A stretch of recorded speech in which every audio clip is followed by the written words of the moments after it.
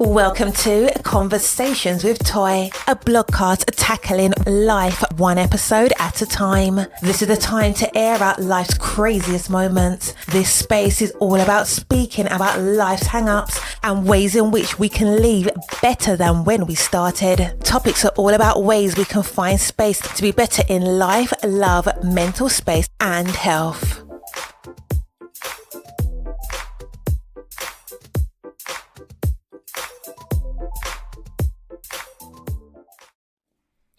Happy Friday! I hope you are having the most amazing Friday that you could possibly have, because you have made it through one more week. And for nothing, that is a blessing. If this is your first time tuning in to Conversations with Toy, please don't let it be your last. There is not a coincidence that you have stumbled upon this podcast. It is not a mistake. There was a reason for you to listen today. There's something that you need, and I'm glad that you're here. So before we even get started, let me just go ahead and give it a good apology before we start. My voice is shot. I have no idea how I attempted to even get a cold. I swear I felt like I've been battling a cold for weeks. Now, before you ask, yes, I have tested, and no, I am not positive for COVID. Therefore, it is just a simple cold that has to run its course, and it's been off and on. A couple weeks ago, I had a huge, horrible ear infection. It was probably the worst thing I've ever experienced in a long time. And now this week, it's a cold. So if I sound raspy, my voice feels like it's going to crack, any of those things, we're just going to send that good apology and send some healing vibes that this will be over and done with soon. With that being said, there's so much going on. The weeks are always super fast, and I feel like they're always a little bit hurried. And I think that's just how all of it is. We're already in November. This is the first episode for the month of November. Can you believe that? And that means that we are fully into the holiday season. Now, Mariah Carey has already given her its time, and it is what it is. Now, can we have a conversation about that? Now, this week has been very challenging in the least bit. There's been a lot of things happening and moving, but I was in the Starbucks the other day. Now, if you are a Starbucks person, meaning you are a regular or just, you're not necessarily your thing, but when you're around a Starbucks, you go in, you get a drink, you keep it moving, right? So I'm in a Starbucks with my daughter, and there is a woman who rushes in. She obviously ordered her drink through a mobile app. She comes in and she is not even frustrated. She's stark mad, okay? Starbucks just decorated their store. They made the church announcement on all their socials. I feel like at this point, we all know how this timing works, right? We know that Starbucks and Dunkin' Donuts, all of these coffee shops and stores, to be honest with you, are going to start decorating for Christmas. And so, with that being said, she comes in and she's all kinds upset. Now, there's a bunch of people inside of the Starbucks. Mothers with kids, executives, people who are, using the internet. It's a lot of things going on. So she's very much upset, hollering, belligerent, saying things that are, in my opinion, are inappropriate. Why? Because the Christmas decorations are up. She's hollering about, I can't believe these decorations are up. This is too soon. It's not even Christmas yet. I'm so sick of these people. And I'm sitting here, we're all like looking at her. Now, I'd already just had a situation that we will talk about in a couple of minutes. And if you follow me on social media, you probably already know what I'm going to talk about. However, I tried not to say anything because I'm already pissed. They're super mad. And I'm like, I don't want to get involved. I don't need to correct this woman. I don't want to go through all this. I don't need to do this. So I'm just going to sit here and wait for my drink and make sure that my daughter knows that obviously her behavior is inappropriate. So another woman said something to her, and she's like, yelling at her, like, what the heck is your problem? And so apparently she's a regular, the woman who came in and is all upset and mad. Now, my thought is, if you're a regular, meaning you come in often, they've had signs all over the place that said when it was going to be this and it's going to be that, right? Now, I don't know her situation, right? There are plenty of times when I go to certain Starbucks for certain reasons. For instance, there's one that is about like 5 minutes from that location that's a drive through. So if you didn't want to see the Christmas decorations, you could have possibly driven through if you had a car, which I believe she did, to come through, get your drink, so you don't even have to see the decorations, right? Then, there's just other options, right? So for me, I choose this particular one because it's not even 5 minutes away from my kid's school. And anytime that I have to bring one of the kids that direction, meaning like outside of the school time, there's a half a day, somebody has an appointment, whatever the case may be, I go to that one. Everybody was already super excited because, again, whether you celebrate Christmas or not, there's just a simple joy that happens around the holiday time, especially around Christmas time, because people begin to be a little nicer. They're a little bit more considerate. Now, let's not act like the world just goes on niceness and we just have a few Grinches. No, the world is still going to be the world. People are still going to be raggedy. But overall, there's a simple joy that's usually in the atmosphere. So again, just experiencing this woman have this little mental breakdown over these Christmas decorations was like another level. Now, again, everybody may not be team Christmas. You may not even celebrate it, subscribe to it. I respect all of those things. But just like with everything else that I always talk about, it's always about the spirit and of choice. We all have choices that we can make. We choose if we're going to be happy. We choose if we're going to be upset. And to be upset over something that just doesn't fully affect you just makes no sense, right? And so I talked about it on my social media. I'm like, people are always like, we go from Halloween and we skip Thanksgiving. Let's stop and let's talk about that. You cannot skip Thanksgiving. The spirit of Thanksgiving is about gratefulness, which you should be grateful every single day. The spirit of Thanksgiving has a lot to do with us coming together with our family, our friends, our loved ones, and having an exchanging of a meal, right? That is the spirit of Thanksgiving. So when Thanksgiving comes, everybody will start prepping their food, they'll start gathering, and you'll do all those things. No one has skipped it. There's no Thanksgiving song that we play, for the month before Thanksgiving to kind of prepare ourselves outside of a song that reminds you about being grateful or a gospel song or something mellow. So we need to stop this notion that we've skipped it, right? It's not skipped. Dinner will still be prepared. We are still gathering for Thanksgiving, however you're choosing to do so. This notion that we skip Thanksgiving, it sounded good when people say it, but when you really break it down, we haven't. We have it. It's just something that people love to say just to make it sound like something. But the reality is that we have not. Thanksgiving will come. We will still gather around and have whatever portions of food, meat or not meat, or whatever you choose to do. Or you may have a taco for Thanksgiving. I probably don't care. But we will sit down and we will have a meal together. So the notion of skipping Thanksgiving does not make real actual sense. Now, the way we formulate it, the things that we say, it sounds good on paper. It sounds real cute, but it's not real. So if you're not into the holiday spirit, there's nothing wrong with that, right? Just like I always say, when things happen, it doesn't apply. If it doesn't apply, let it fly. That is the type of thing that we need to do when it comes to this holiday season. We talked about this about 2 or 3 episodes back. The holidays are going to be whatever you choose to make it. If you choose not to make a big deal over whatever it is that you're doing, you don't have to. If you choose to make a big deal, especially as long as you're not incorporating other people who may or may not want to be bothered, it's okay as well. You got to do what's best for you. And I feel like we kind of lost sight of that. Like, do you remember when you were a kid and you wanted to be grown so bad? You couldn't wait so you can do what you wanted to do, how you wanted to do, and couldn't nobody tell you something? Well, guess what? I don't know if you know, but if you're grown, and grown is in my definition of grown is when you can pay your own way. Right? You were taking care of yourself. You were responsible for your choices, good or bad, and you can finance said choices, good or bad. You are now stepping into adulthood. So if you are even teetering into adulthood, right? If you're teetering into adulthood, then go ahead and be an adult and do the things that resonate with you. And then the things that don't, leave them alone. The other issue that took place. Now, my daughter, I said this before, my oldest child is touring for high school. She is not even starting this process. We're almost to the end now.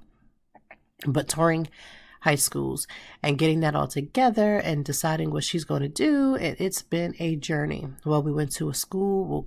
I'm not going to mince words. West Catholic Preparatory School here in Philadelphia. And let me tell you, it was a hot mess.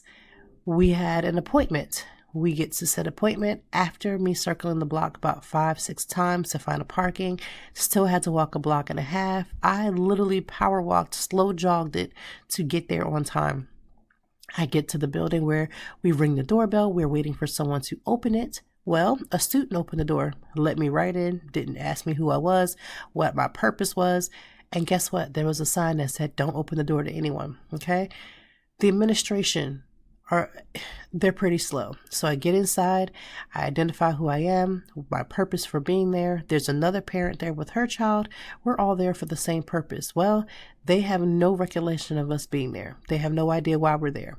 So we show them the email that we received from them, right? We couldn't have hacked their computer system to send us a confirmation email that said, show up today at this time. We show the email, both of us. The person who's on the email hasn't shown up. They don't know where she is. There's a whole lot of things going on, right? So things happen. Mistakes are happening. Somebody dropped the ball. Nobody knows what's going on. Okay. That's one thing. Here comes a woman, comes out of the corners. I don't know who she is, what her purpose is, what her title is, what the deal is. But she is nasty. And I mean nasty. What you want me to do? And I'm sitting here saying to myself, now think about it. We are potential families that could be coming to the school and you're going off the deep end because what you want me to do? I mean, and I'm just letting her go off. Now, I don't disturb her. I don't stop her. I don't even interject. Just let her have her way. Let her say what she's going to say. Because I always believe if you give a cowboy enough rope, they'll hang themselves. Now, that didn't come from me. My mama told me that. Let people put themselves into a tizzy. Let them speak themselves and talk themselves into some trouble. That's just the way I was raised. And I honestly believe it's the way that it is. So as I allowed her to just continue spewing all her foolery, right? When she got done, I said, what the world are you talking about? So basically, I politely, very politely, let her know that first of all, we were potential students or potential families, and that her conversation was completely rude, inconsiderate, and completely wrong. That is not the way that you talk to people in general, and that's not the way you talk to potential families.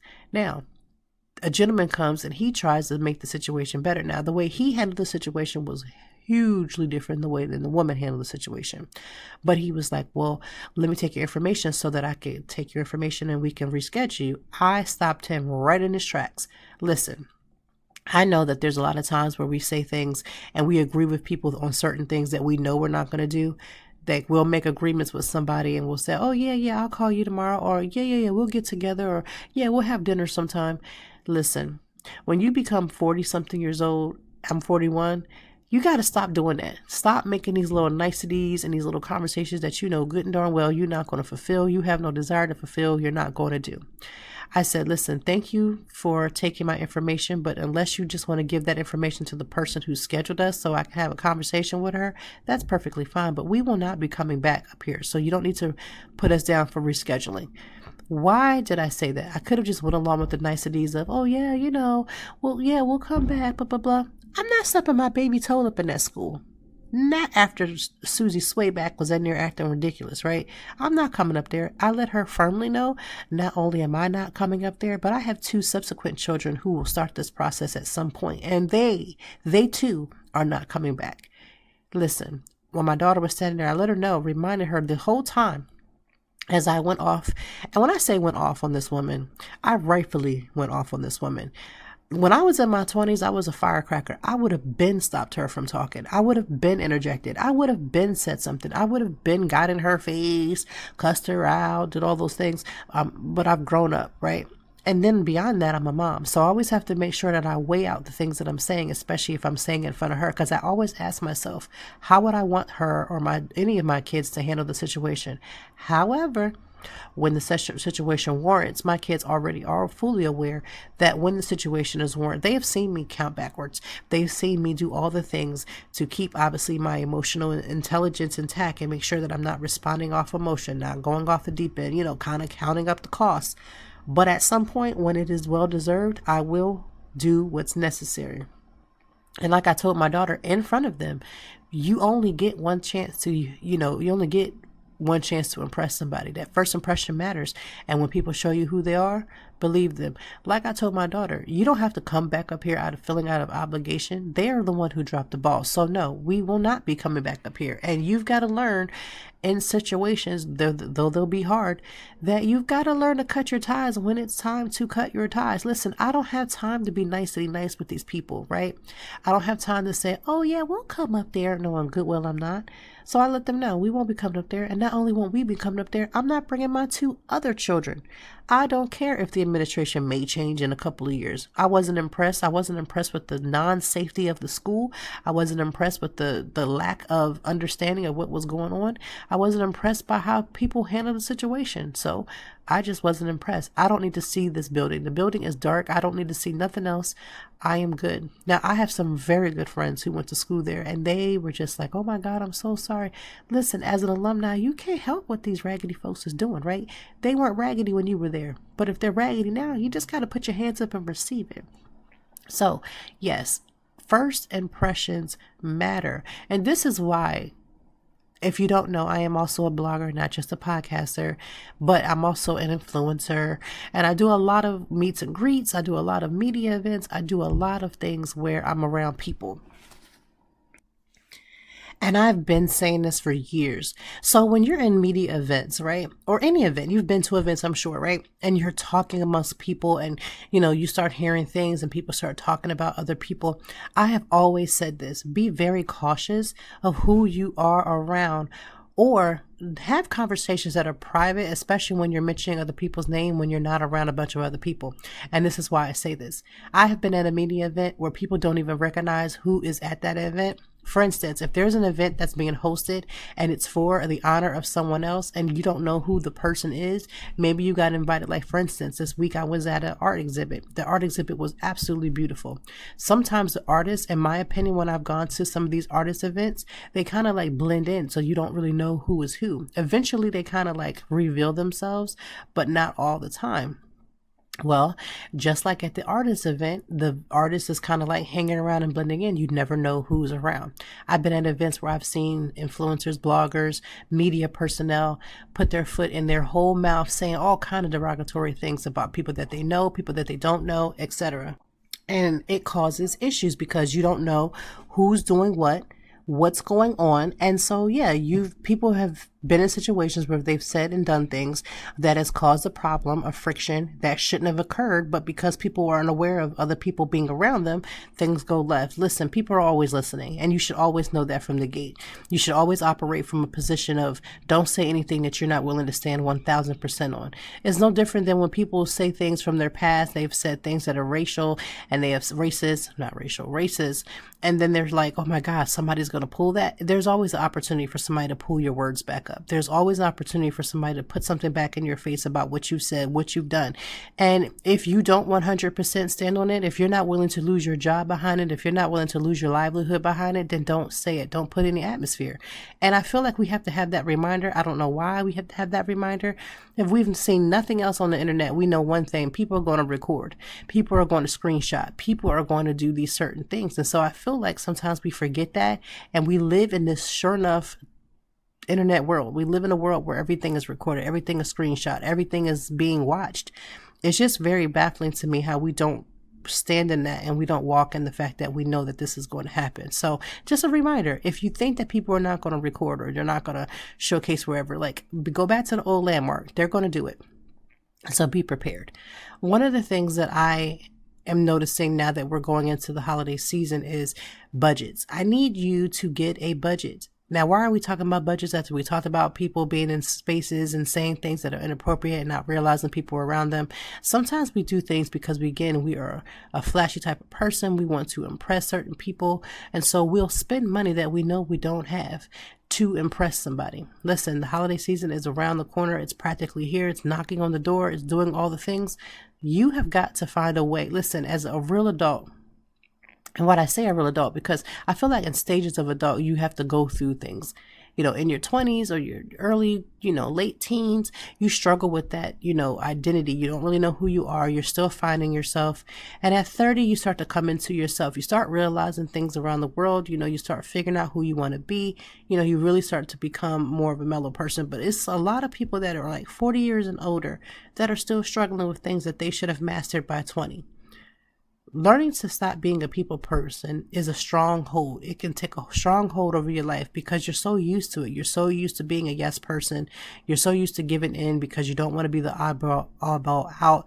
You don't want to rock the boat. You want to just kind of like linger in. You want to just settle in. You don't want to have an issue. Listen, one thing that being a people person does, it literally robs you of your own personal peace. Because you know that you're people pleasing. You know that you're giving in to people for unnecessarily. You know that. And because you know it, it eats up at you.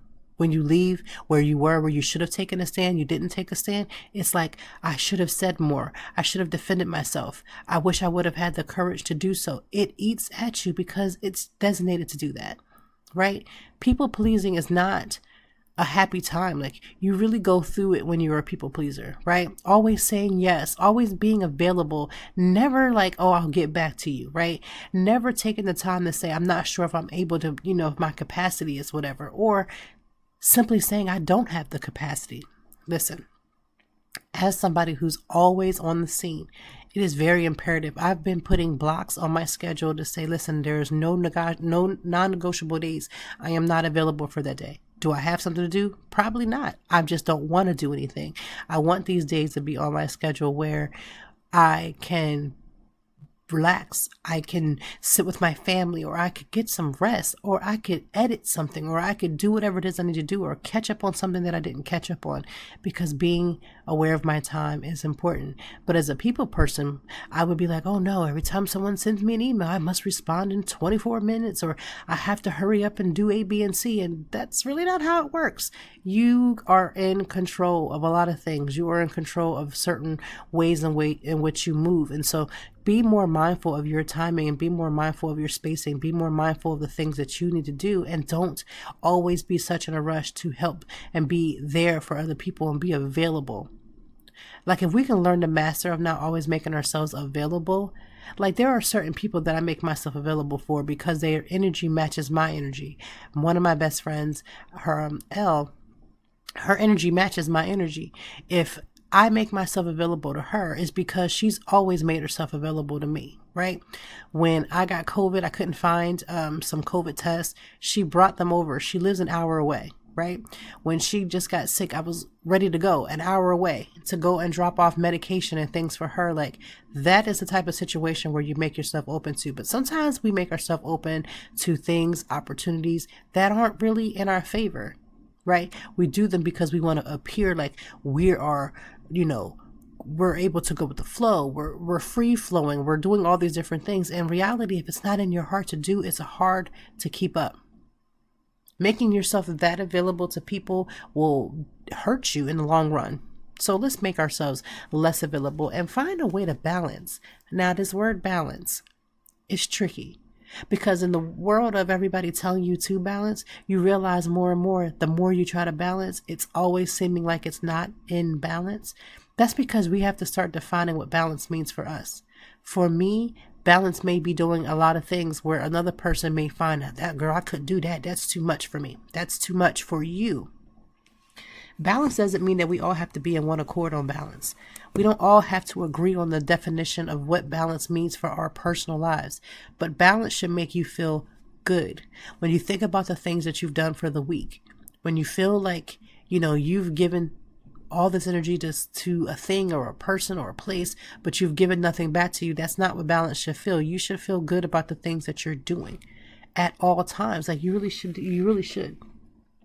Do you feel restful? Listen, I feel like I'm never getting as much rest as I need to, but when I really sit and get rest, now listen, let's define rest versus sleep. November is Sleep Comfort Month. You're probably thinking to yourself, well, I don't sleep comfortably. Well, you probably should really change that. How do you sleep comfortably? One, make a nighttime routine. How do you go and put yourself to sleep? Like with children, when you put them to sleep, you make them brush your teeth, and you may have a song. They may have a book that they read. That's a routine. They're used to it. They know exactly that means their body is aware that is signaling to them that it's time for sleep. And when you're thinking about getting rest and balancing and all these different things, you too have to decide what it is that you're doing that's going to give you that extreme balance. For instance, there's plenty of times for me where, washing my face and brushing my teeth and putting on my cuticle oil, and that signals to me that it's time to rest. And then I may get in my journal and write in some, messages, and I do those different things. That's signaling myself to sleep. Then I put my sound machine on and I do certain things. That's a nighttime routine. But when you start to get rest, you don't even have to go to sleep to get rest. There's times when I just want to read a book for an hour, and that's a restful event for me. Or, for me, my husband and I was very particular about the bed that we chose, the mattress that we chose, because it's important. Sometimes we're not getting enough sleep because we're not in the right bed. Now, that could be twofold. Maybe you're not in the right bed because you in somebody else's bed, somebody else's husband or wife's bed, and you ain't got no business in there too. Now, that right there is a word for those who didn't catch it, because sometimes our rest is also exuberant to the activities and things that we're doing. When you are bringing things into your life that you know you're not supposed to be doing, and you're constantly doing them, and you think that you're going to get a different reward, newsflash, you usually don't. That's why you're not getting rest. You got to make good choices. And sometimes when we don't make good choices, we can't rest because our mind knows that we're not supposed to be in something. Our body knows we're not supposed to be around this person. We're not supposed to be engaging with these people. We're not supposed to be around. We're not supposed to be giving our money to this cause, but we still do it anyway. Sometimes our lack of rest comes from our lack of choices and the fact that we don't make good choices. When I was in this whole helter-skelter moment of my life, I was making bad choice after bad choice after bad choice. You don't get peace when you continuously make bad choices that you in your spirit know is wrong. Now, there's a lot of choices that you make that there's people that won't agree with you, right? I've made plenty of those. We're not talking about everybody high-fiving you and amening your choice. I'm talking about for yourself, for your own life. Are you making the right choices? Because sometimes our lack of rest comes from our lack of choices. We're up all night because we consider and thinking about, this person that we're supposed to be in a romantic relationship, but every bell has rung in your spirit and told you that this person isn't right for you. But we stayed because we didn't want the discomfort of not having someone, right? I'd rather just deal with it. I'd rather just deal with the fact that they're inconsistent. I'd rather deal with the fact that I know that they're not for me. I'd rather deal with the fact that they don't show up in spaces the way that I want them to show up, because I just rather deal with it.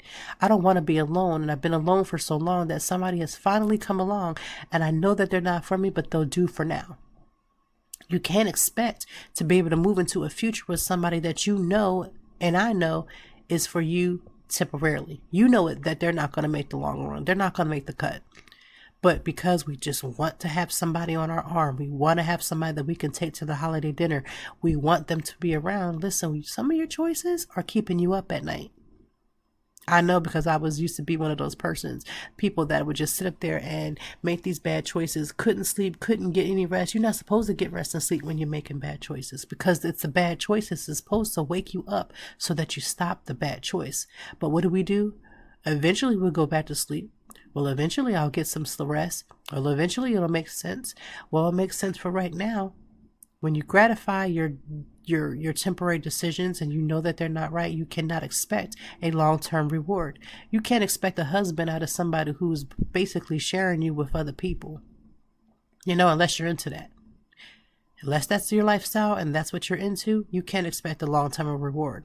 Sometimes we get mad because this person hasn't proposed to us. Are they proposal worthy? Like, I know that, listen, I've been married for 10 years, and my husband did an amazing job with a proposal. And I don't know what I thought, I don't know what type of proposal I had in my mind for what I wanted, right? Don't know. But what I do know is this thought process of I wonder, let's not talk about my husband, because obviously I married him, right? But I was with other people, and I would be like, oh, I wonder if our relationship is going to make it for the long run. And I knew good and darn well it wasn't. But you tell yourself, I wonder if we're going to make it. Maybe we've been dating for a couple years. I'm sure the natural next step is for us to get married. That man don't take care and pay his bills on time, right? That man will spend money on areas he's not supposed to spend it on. And you watch him do it. You know you aren't where you're supposed to be. You're not taking care of the things that you're supposed to take care of. Let me explain something to you. Marriage is a hard work, and it's a mirror. And the person that you're with will shine that mirror on you, and it will reveal the things that you didn't check and the things that you didn't get done. And everybody wants to run and jump and get married. Listen, I just go ahead and put on a dress, buy yourself a ring, and twirl around in the mirror. Because if you are getting married just for the sake of marriage's sake, because it's a good thing to do, or because it's the most natural progression, or because I ain't getting any older, there's a lot of things that you should be making sure you are right and set on. And a lot of our choices, the people that we're with, we know are not right. So check your rest and your rest meter, and check it against the choices that you're making. Because if you're making some crazy choices, some choices that may not fit your lifestyle, some choices that are kind of just like kind of wavering you in the world, you might want to sit with yourself and really have that conversation if the choices that you're making are the part of the reasons why you can't get rest. Now, there have been plenty of times, no matter if you're making good choices or not, that you just have a lack of sleep, right? You may be doing a lot. You may be running around. You may have a lot on your plate. But there's a difference between, I'm a little sleepy because I've had early mornings, late nights for a week, and now I need to rest, or I can't get rest because of my own choices. Ask yourself, am I sleepy or overwhelmed because my schedule is busy, and how can I alleviate my schedule to fit where I can have a healthier sleeping pattern? Or am I making choices that don't fit my life, and I'm being kept up at night to think about it? And you know what's crazy about it? You know your answer when you think about it. I always chuckle within myself. If you ever listen to the news, or not the news, but the radio, and you have people, they write these letters like for the Steve Harvey morning show, and it be clear as day, right? And I feel like the second you have to write a letter or get an opinion, I feel like at those moments, you know what your answer is. You're struggling to pull in the plug on whatever it is. 9 times out of 10, it's because you're struggling to pull the plug, and you just need somebody to define that plug pull. If there is ever a decision to pull the plug or not to pull the plug, the answer is probably pull the plug on that relationship, on that job, on the experience, on whatever it is. It's probably telling you to pull the plug, to stop whatever it is that you're doing. But you know what we want to do? We really want it, right? We want that person. We sort of want that job. We don't want the headache, but we sort of want that job, but we're not willing to do the work to find another one, or we're not willing to do the work to make ourselves better, to be single, because we don't want to go through that single process again, because single process is hard. Being single is hard.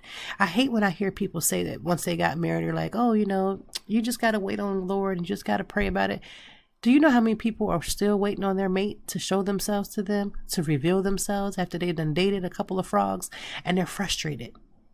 You married people, stop acting like you forgot what that felt like. Because you didn't come out of your mama's womb, go to high school, and then jump up and get married. Not all of us. No, not even me. At some point, you played a single game. You date, you experience people, you kind of see things that you like, you see things that you don't like, but then you don't really get that person that kind of just really makes you feel like this is a whole person that you really could see your life with. And it's frustrating. I get frustrated just hearing married people act like they forgot what it was like to be single. I don't care if you've been 50 years married, 100 years married, you remember what it's like to really be wanting the life that you now have. And you got to stop giving these single people a hard time and stop acting like you don't get it.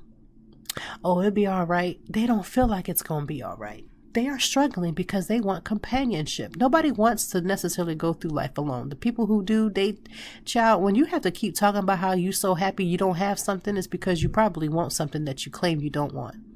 I've heard so many people talk about they didn't want no kids. I'm so grateful I don't have no kids. And then they get upset when they're not having them because you've already spoken that into your life. Right?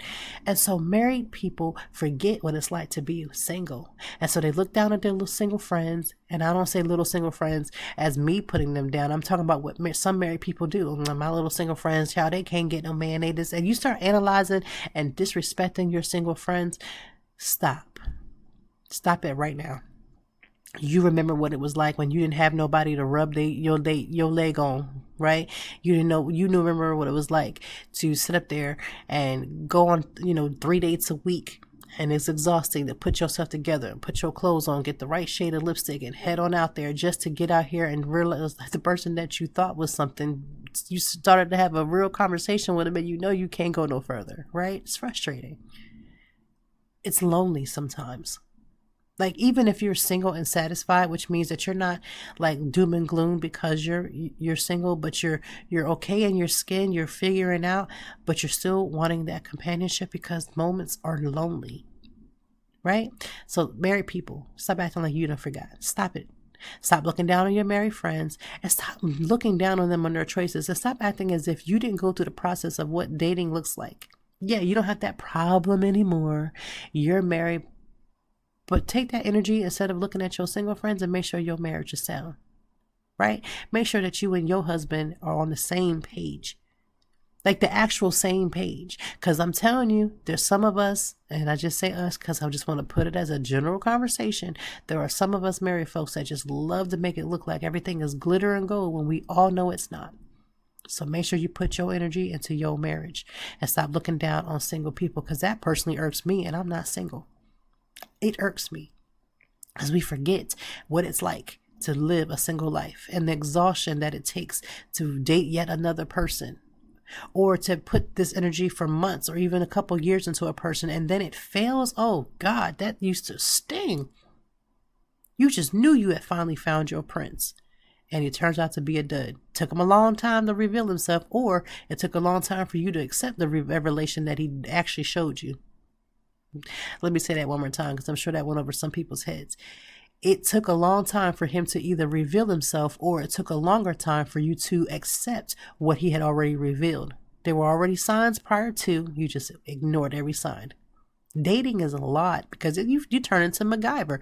You got to figure out what the heck is going on. You got to do your research. You got to do background checks. You got to look into people's past. You got to see how that person reacts when they're hangry. Because let me tell you something, when somebody is hungry or when somebody is angry is when you begin to see the realness of them. When they're hangry, you finally get to see who they are. When they're in the traffic and they're like cussing everybody out, you begin to see shades of who they are. When they're dealing with their family, you begin to see shades of who they are. And while you're dating somebody, this is what you're supposed to be doing. Locking in the information, asking yourself, could you deal with this? If you're dating someone right now and you feel like you're ready to get married, I need you to ask yourself one question. If that person never changes at the moment that they are right now, I mean, absolutely never changes, are you willing to deal with everything that they're presenting to you? And if you can't say yes, then that is not the person that you should be marrying.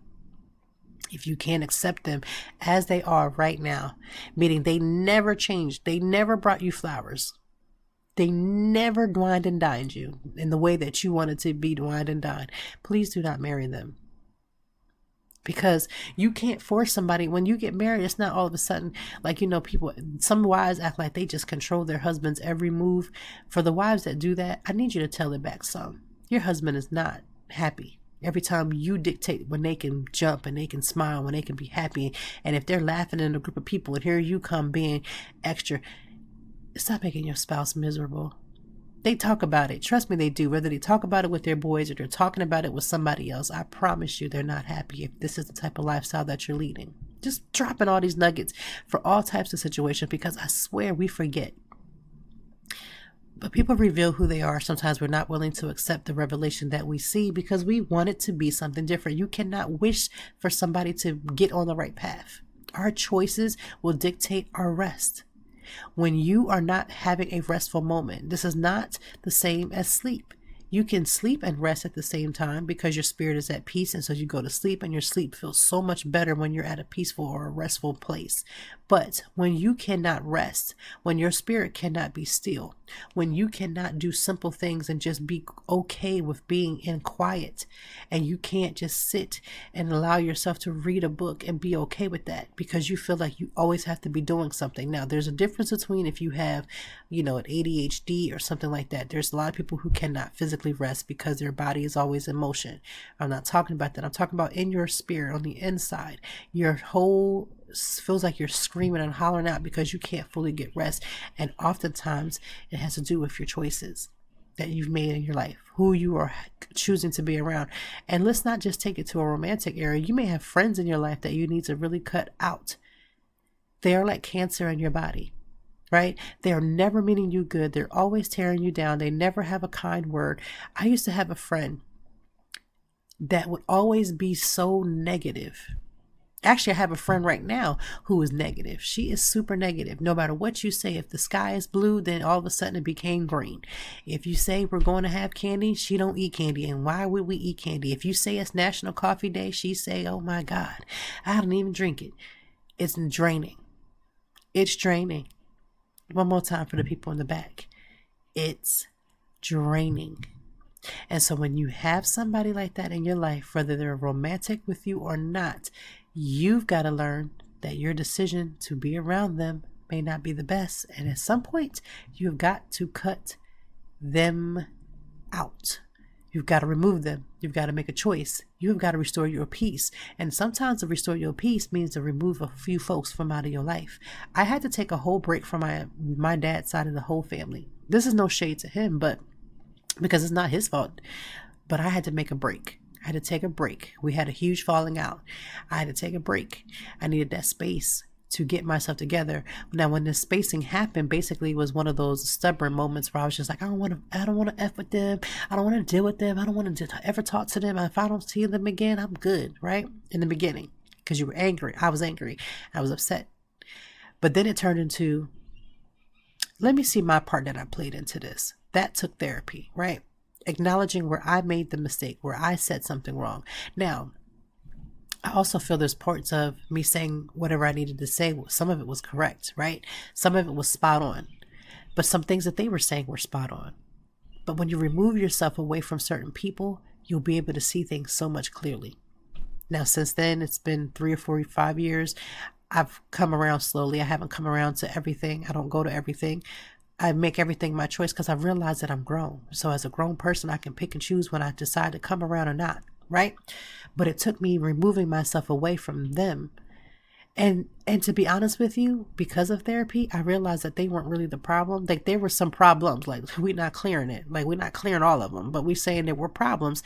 But a lot of it had to do with me focusing on getting my life together.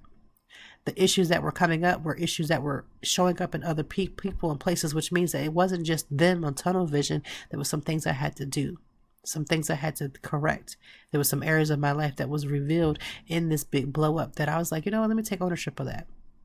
But I didn't take ownership in the beginning. At the beginning, it was horrible. But your choices will dictate your rest.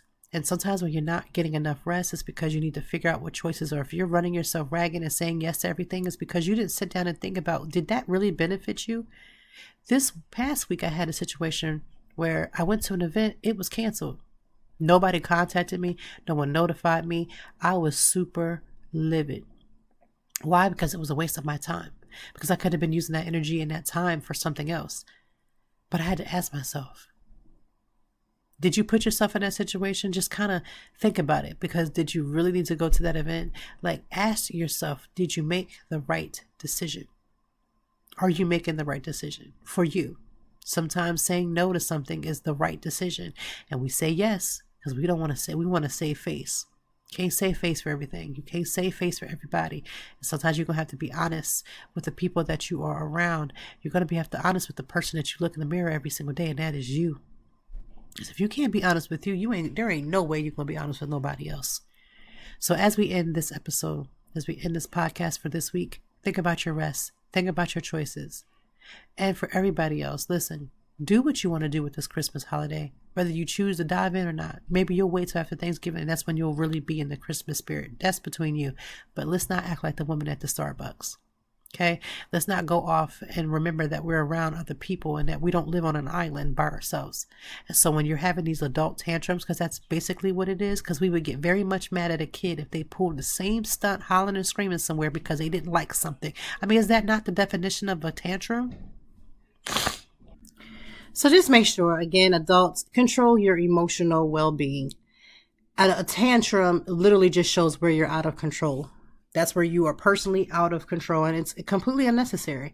So find a way to adjust yourself. Find a way to deal with your emotions, good or bad. You know, emotion is not necessarily a bad thing. It's just how you charter them, how you allow them to be explosive or not. You have to find a way to channel that. And I hope that you find a way to channel that in a better, healthier way, where it doesn't affect other people, where other people are not in your presence and you're spewing hate and ignorance and rudeness and hatred and just all kinds of things. So I want you to have a good weekend. For me, this weekend is going to consist of very few media events and just some one-on-one time with my husband at some point, and spending a little bit of time with some family and friends. Always a welcome situation. I absolutely love when those times happen. And I hope for the same for you, that you just have such a dynamic weekend. Also, we will be talking about some more internet issues next week, because this week has been monopolized by the drama of you know who. We won't even say their name, and using their mental health as an excuse to spew hate and ignorant comments. So we're not even going to say their name. You should already know by now. There's more to life going on. Unfortunately, Takeoff has passed away. He's from the Migos, and that has been, I believe, the biggest thing that I've seen on my internet. The people that are sharing, and I literally didn't even realize that people were actually sharing his actual dead body. But Twitter, if you ever go on Twitter, I'm not telling you to go to Twitter to find it. What I am telling you is that Twitter, before Elon Musk took over, was a cesspool. I mean, there's literally no limitations. There are no limitations. It has everything on there that you can possibly think of. And so now, it's probably going to get far worse, but I didn't even realize. I was just scrolling and I started seeing about his death. And then of course I seen his body, and I clicked right off of that, because I don't have the energy to sit there and watch somebody's lifeless body doing anything. I believe the same thing happened for PNB Rock. When he passed, people were posting his videos as well. The insensitivity that we have to death, the insensitivity that we have to murder, the insensitivity that we have to other people's pains is such an increased moment. And I just hope that we become a little bit better, because right now we are trash. We are like trash humans. We just like to see the degradation of other people. And that's kind of really a sad thing. So have yourself a good weekend. I honestly pray that your weekend is full of rest, and that your weekend is full of things like calm and understanding, and just, all the things that you are more than deserving of. So have yourself a great weekend. We will be back next week with another episode of Conversations with Toy.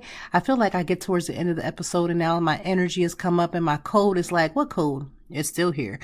Nonetheless, thank you for rocking out with me. You guys have been super supportive. I don't know what it's been, but since I came back for season 7, y'all been knocking it out the park, and I am super appreciative. I hope that of anything, when you listen to these podcasts, there is something for you. We're going to talk about mental health. We're going to talk about self-care. We're going to talk about accountability. We're going to talk about the things that are happening on these internet streets. But mostly, I hope that something resonated with you, where it made you think, maybe made you laugh. And at the times that it made you cry, I hope that it also comes back and makes you laugh. So have yourself a great weekend. We will be back next week. I'm going to go ahead and have me a hot toddy. So the drink of the week, or the drink of the day, is a hot toddy. I feel like I've been having hot toddies for the past 2 weeks, but I cannot shake these cold symptoms. And again, let me preface, I have tested myself multiple times.